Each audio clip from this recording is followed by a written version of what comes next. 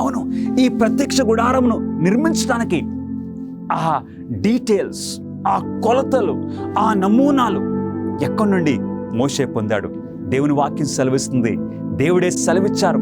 నిర్గమకాండము 25వ అధ్యాయము 40వ వచనంలో, కొండ మీద నీకు కనపరచబడిన వాటి రూపము చొప్పున వాటిని చేయుటకు జాగ్రత్త పడుము. మోషే, నీ ఆలోచనలు బట్టి కాదు, నీ ఉద్దేశాలు బట్టి కాదు, నేను నీకు చూపించి ఉన్నాను కదా, ఆ రూపం ప్రకారంగా, ఆ నమూనా ప్రకారంగా నీవు సమస్తము చేయాలి.